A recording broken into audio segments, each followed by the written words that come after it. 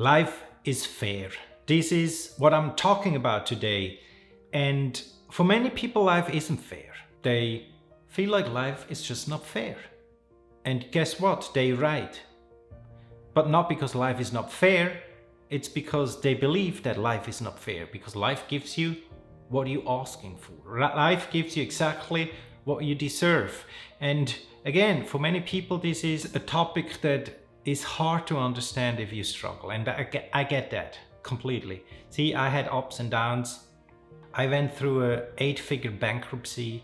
I had a career as a professional athlete and then had an accident, needed to restructure. So if you know my story, you know that I went through a few phases in my life. It wasn't easy, but stuff just happened. And of course I can't blame life, but it doesn't help anyone. And I came to the conclusion that life is fair. And this is what I'm talking about today. I'm gonna give you 5 reasons or 5 reminders that maybe shift your thinking that life maybe is fair. And again, this is a topic that we can discuss a lot, and everybody's view is different on that. But the view and the perception of that topic has to do with where you are in your personal life. As an entrepreneur, as a parent, as a teenager, whatever you are, in whatever stage you are in your life right now, the stage that you are in, the perception of life based on your past experience determine how you see life today. And still there's room to grow for all of us. For me, for you, for everybody. And if this is a topic that you like, give this video a thumb up, subscribe to my channel. I'm gonna talk a lot about this stuff, how to deal with life in business and life, how to make business successful based on living life in a way that it serves and supports your business in a healthy way. So all this kind of stuff, subscribe to my channel. But for now, let me give you 5 reminders, 5 reasons why I believe life is fair. And number 1 is life is fair because what you put out is what you get back. It's pretty straightforward and simple. What you put out is what you get back. And that can be your thoughts. If you think negative all the time, if you focus on problems all the time, if you only see problems all the time, guess what? Life gives you problems. Because this is what you focus on. And focus means asking for it. Because where your focus goes, your energy grows. So if you focus on problems and things that you don't want, your energy goes there, and this is what life gives you as an answer. So is life fair or not? Straightforward. Ask yourself. If you ask for it by thinking about it, and life give you what you think about, is that fair or not? Of course it's fair.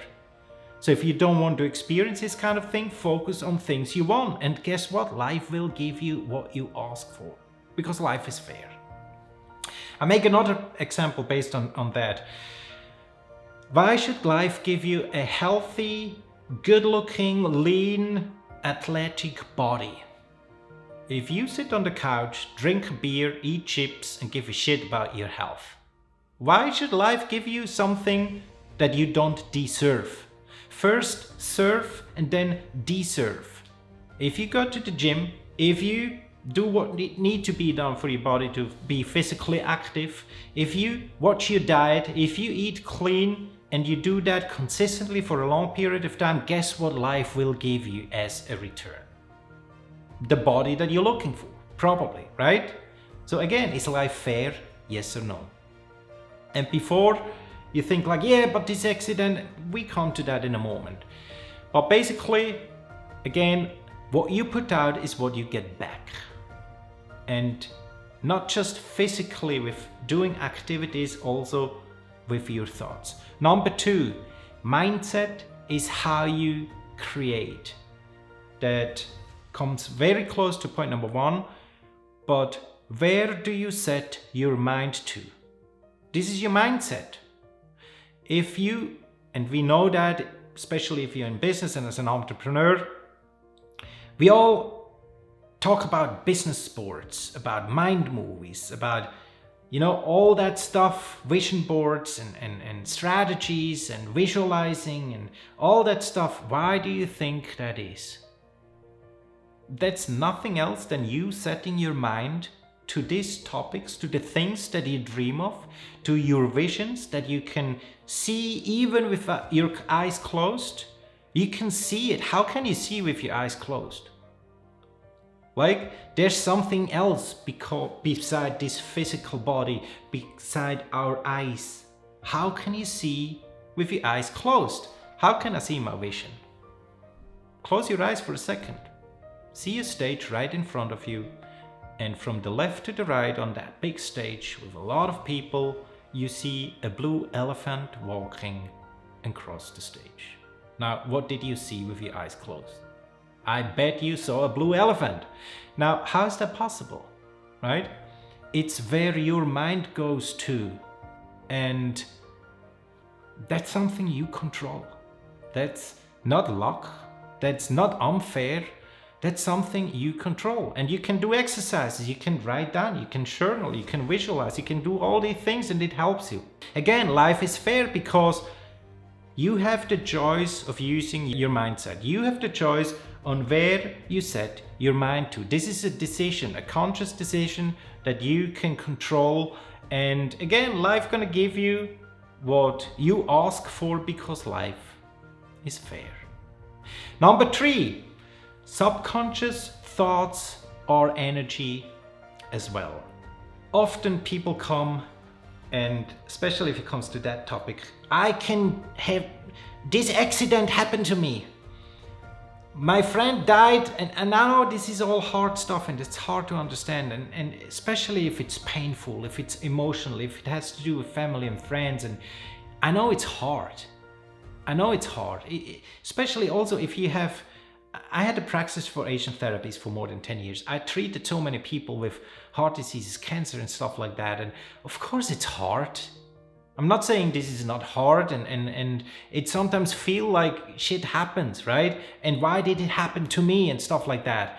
But there's still, I want you to understand and take that in consideration, that even subconscious thoughts are energy. Sometimes we have fears. Sometimes we focus on stuff that we shouldn't. We watch movies, horror movies, we watch the news, we watch the newspaper, we have all this crazy stuff going around us. We hear about this killer, this murder, this woman got raped, and this airplane and this war, and we focus on that stuff if we want or not.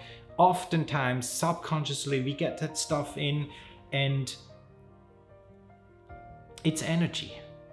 Conscious or subconscious, both are energies. And even subconsciously, if you take this stuff in, and it doesn't matter how, it's still an energy that goes out, and you get answers.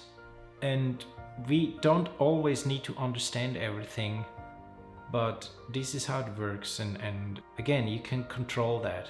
You can become your own observer. You can realize that you are on a path of subconsciously consume all that stuff, and once you observe that, you can shift your attention, you can shift your focus, you can train yourself to do the other things that actually create the results that you're looking for, and life will change, not from today tomorrow, but it takes time, and time is not in our control.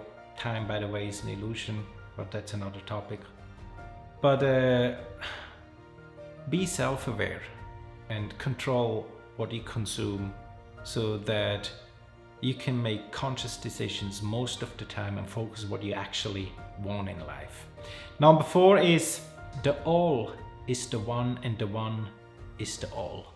Now, what I mean by that is we are all interconnected. You can call it the body of Christ, you can call it the collective mind, you can call it whatever you want, but we are all connected. The all is the one, and the one is the all. everything around us is connected with us. Actually, there's the concept of duality and oneness. Duality is the illusion, separation, and oneness is being one. And again, this is another topic, but it goes into that the all is the one and the one is the all. I just for now want you to get out that we are all connected. So if you have negative thoughts based on negative experience, based on limiting beliefs, whatever it is that is you, if you focus on that stuff, there's a ripple effect of your energy that goes out, and everybody becomes part of your energy, of your thoughts. And verse-wise, so what's going on out in the world affects you, consciously or subconsciously. We are all connected. For me, it's the collective mind. There's one mind, and there are split minds, which is basically you and me, everybody around us. But to have that in mind and to actually understand that everything is connected. What you do every single day matters. What you decide to do matters. What you think matters.